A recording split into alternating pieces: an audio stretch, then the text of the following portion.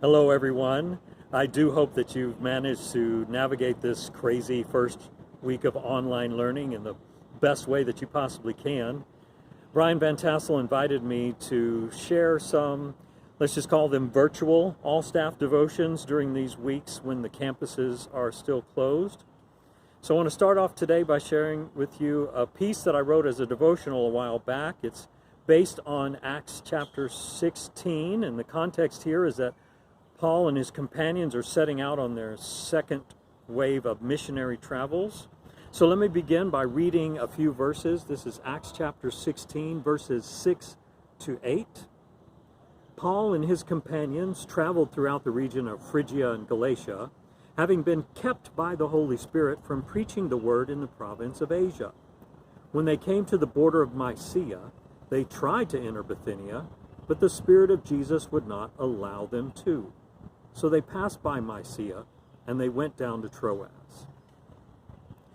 You see, Paul and his companions intended to go to spread the message of Christ in some very major and influential cities.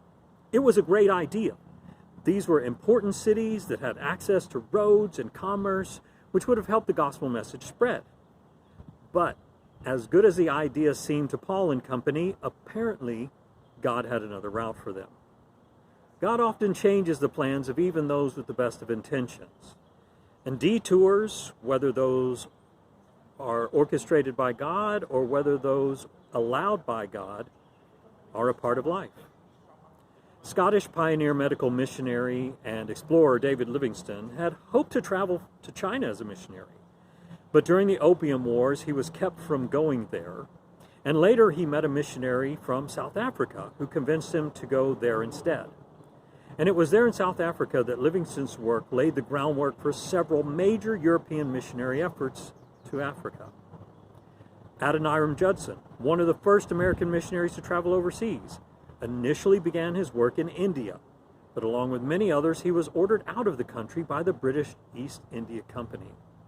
He then moved to Burma, where, among other things, he started a number of churches and eventually translated the Bible into Burmese. Even the legendary William Carey, who's often called the father of modern missions, wanted to go to the Polynesian islands. But there were other missionaries that God had sent there, so William Carey ended up in India instead.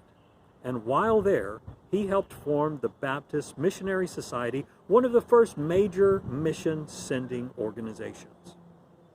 Now, I'm not going to try and wade into the deep theological waters of trying to discern whether this detour from the norm we're all experiencing in Hong Kong is orchestrated by God or is simply being allowed by God. Because either way, I think our reaction and our response should be the same.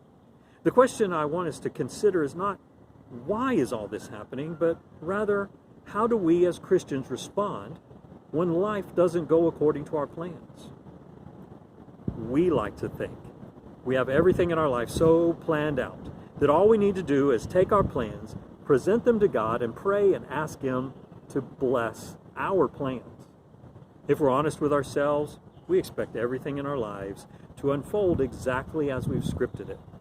But in reality, that's almost never the case, isn't it? Often it's the interruptions, the redirections, the unexpected choices and chances, and yes, even unexpected chaos that shape us and mold us the most. As followers of God, we need to be ready and willing to take a detour off the well-worn path, trusting that no matter where the trail might lead us, God will be there right along with us. And this is the perspective that Paul had to have as his team were time and again redirected on their travels. And whether our detours are planned by God or whether they're simply allowed by God to happen in our lives, this is the same perspective that will help keep us in line with God's providence for us. We want the path to be direct. We want to take the shortest distance between 2 points. But for Paul and his companions and many others throughout history, detours led to much greater things than they could have ever expected. We set our hearts and minds on God during the detours, amazing growth can occur along the twisting, winding path. And ultimately, no matter where the detours in life take us, we can be confident that God knows the way much better than we do. And certainly the current situation in Hong Kong is a detour in all of our lives that we would have not have planned or preferred. But my prayer for you is that you find a way to embrace the uncertainty, not with a spirit of fear and anxiety, but with a spirit of faith in the protection of God. And that during this time you might learn more about God and learn more about yourself and grow in your faith and trust in God's leadership in your lives. So may God bless you. Have a great weekend. You've earned it.